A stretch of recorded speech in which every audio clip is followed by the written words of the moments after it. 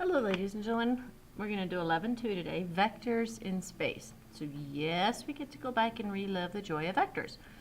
Alright, and then we're just going to do just enough to be dangerous in three-dimensional vectors. So we're going to find the component form of the unit vectors in the same direction of, magnitudes of, the dot products, and the angles between vectors in space.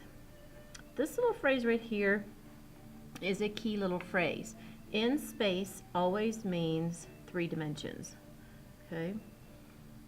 If I say in a plane, then that always means two dimensions. So just in case you haven't picked up on that, the words in space always mean three dimensions. All right. So the first part of the video, I'm just going to go back and remind us about vectors and then give you a whole bunch of a little bit of information. All right. Remember that vectors have an initial point. Vectors also have a terminal point.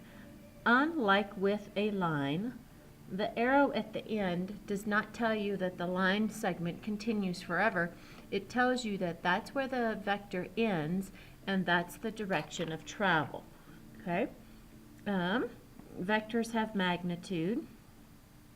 So you remember have an x component and a y component, and then vectors have magnitude. All right, so there's your crash course in remembering vectors. All right, so now let's go back and get all of the other cool information about vectors. The component form, when I add the third dimension, remember we talk about vectors in pointy brackets, is going to be the second, and the third, brain and mouth. This would be x, y, and z. So the vector component in the x direction, the y direction, and the z direction.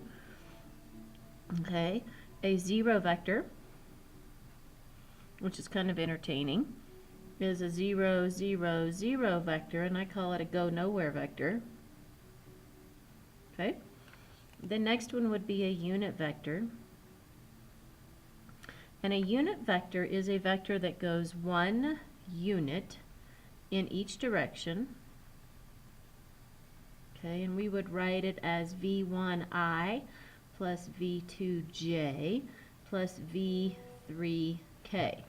So remember, I can either write a vector in component form or I can write it in the ijk type form. The magnitude,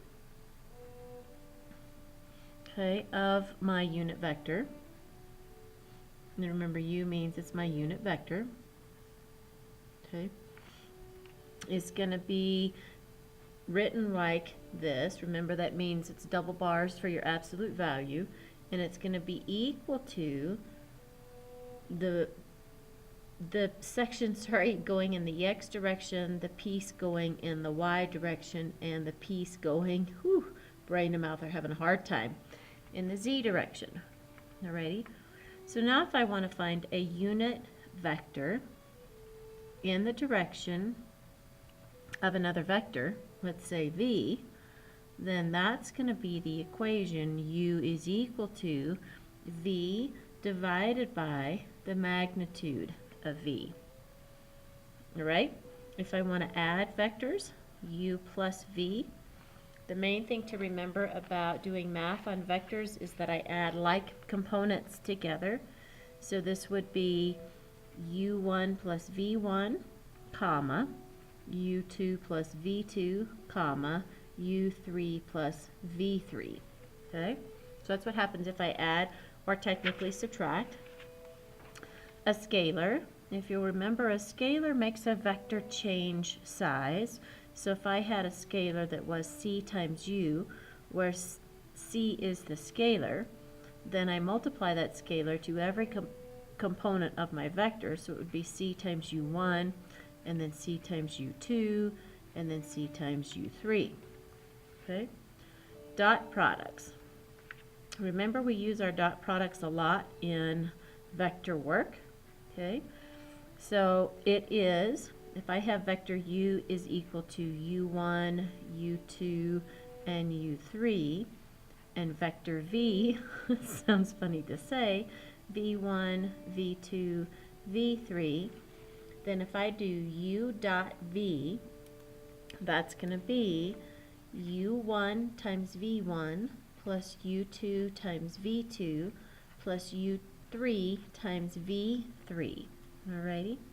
Remember that the dot product is a scalar. Okay, it's not a vector, it is a scalar.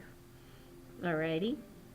And then the last one that I have is the angle between two vectors. Alright? The formula is written as the cosine of theta is equal to the dot product of the two vectors divided by the magnitude, that's a lot of lines, of the two vectors. But if I actually want to solve for the angle, I have to do the inverse cosine of that mess. Okay, and that would be the u dot v divided by the magnitude of u and the magnitude of v.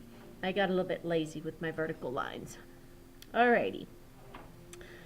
Okay, so now let's go start doing some examples of all those cool new things to remember. So the first one says, find the component form of the vector v. Okay, your initial point is going to be 3, 4, and 2.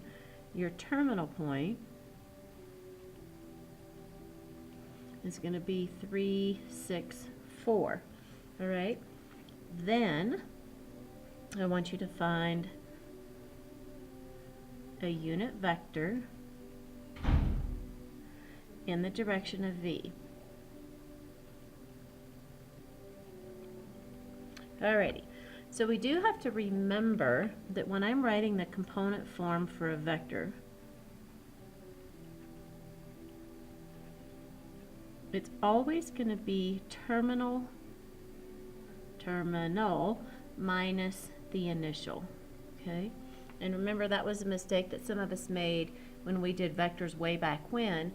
But to come up with a component form, it always has to be terminal minus initial.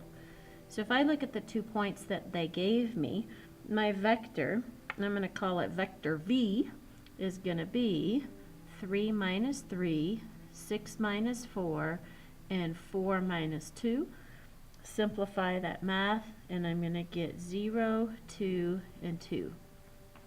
So that is my component form. Write that out there so we know what we did.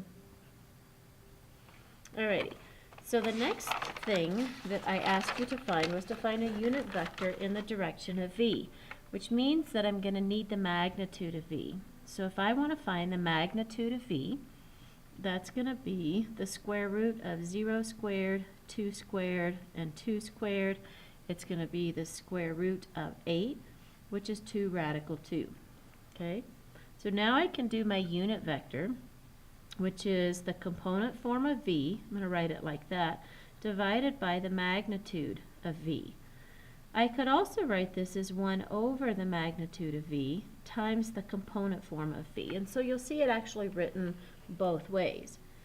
So if I do this, my magnitude was 2 radical 2, right? And then my component form, I had 0, 2, and 2. Alrighty. So my first one, 0, is still going to be 0. That's kind of nice.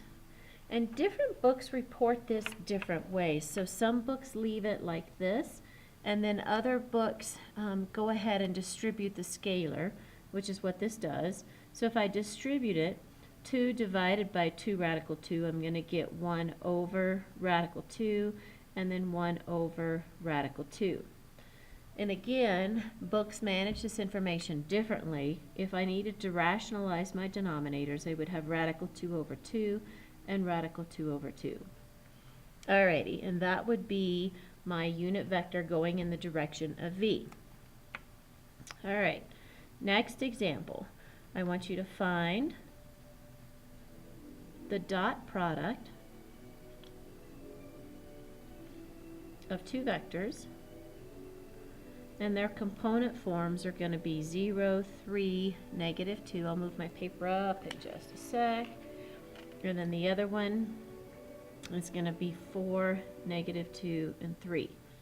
All right, so remember, if I do u dot v, I multiply the like components together and add all of the numbers. So it's going to be 0 times 4 plus 3 times a negative 2 plus a negative 2 times 3. If I simplify all that math, I get 0 minus 6 minus 6, and so I get a negative 12. So u dot v is a negative 12. Remember that this is also a scalar. Okay, so here's kind of what that means, though. It's kind of entertaining. The 12 means that the vector gets 12 times as large. The negative means it goes in the opposite direction. Okay, so that's what a negative scalar does. It reverses the direction of your vector. All right, next example. This is kind of an interesting section because we get lots of little pieces of information about our vectors since we added the third dimension, and we're not going to do a whole lot else. So it's just kind of enough information to be dangerous. So my next example is I want to find the angle between vector u, which is 1, 0, 2, and vector v, which is 3, 1, 0. Don't know why, but vector v makes me laugh. So remember that handy dandy formula is theta is going to be the inverse cosine of u dot v over the magnitude of u times the magnitude of v. Alrighty, and I'm being lazy and skipping the second lines to show that it's not absolute value, but it's magnitude. Different books show it different ways, and I'm a little bit lazy. Alrighty, so here's my inverse cosine.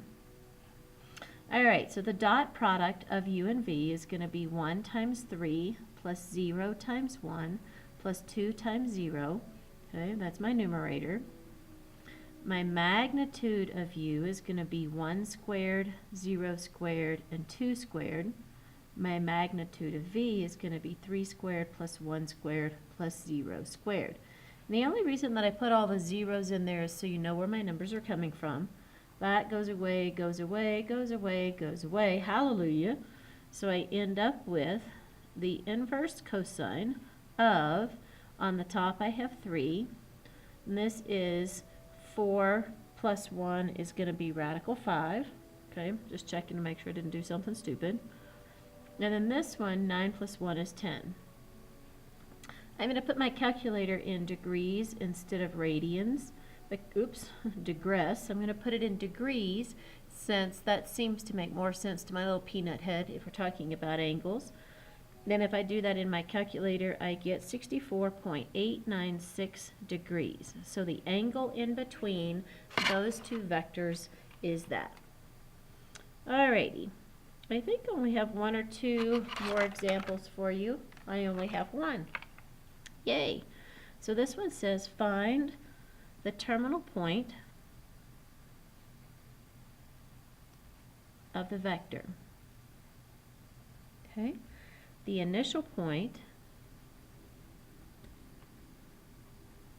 of vector v is going to be 4, 2, negative 1. And, oh, sorry, this is vector v. It's the initial, sorry, I guess it helps if I read all the words. The initial point of vector v is p3, negative 1, 6. Whew, that's what happens when I try to skip things. So I want to know what's the terminal point of vector v. All right, so this is the component form of vector v, and this is the initial point. Since I kind of butchered things, I'll label that. So let me explain it to you in 2 dimensions and tell you what they're thinking. So they're telling you I have a point, and then I'm going to have a vector that takes off at an angle. And I want to know what is the terminal point. Okay? I did it in 2 dimensions because then it's a little bit easier than showing in 3 dimensions. So the math is actually really simple. So if I'm going to start at the point 3, negative 1, 6, and I'm going to move in the direction of 4, 2, negative 1, then I'm just going to add everything together. And so I'm going to have my new vector, my terminal point, so I'm going to write my TP is going to be equal to 3 plus 4, negative 1 plus 2, and 6 minus 1. Alrighty. So my terminal point actually ends up to be 7, 1, and 5. Because this is where I started, this is how I get there, this is how much I'm moving by, and then this is where I stop. That's my terminal location. Alrighty, so let me give you your problems. And again, we're just getting enough with vectors this time to just get a little bit of information on the tedious math part, and that's kind of where we're going to stop. Number 1 says write the component form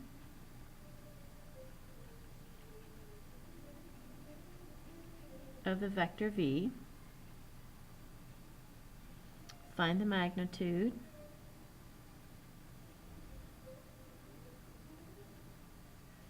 of v, and then I want you to find a unit vector in the direction of v. And just as a reminder, if I take a vector and multiply it by its unit vector, when I'm done I get 1. Alrighty, so your initial point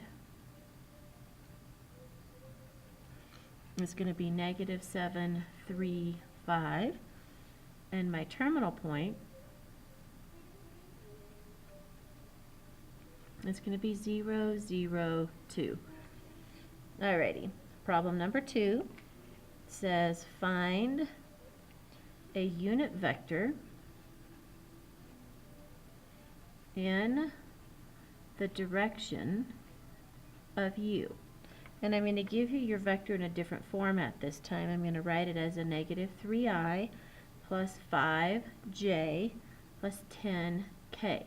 So remember, it's helpful to rewrite this vector in component form before you start doing your math. Alrighty. Third problem says find the angle, in degrees by the way, not in radians, between the vectors.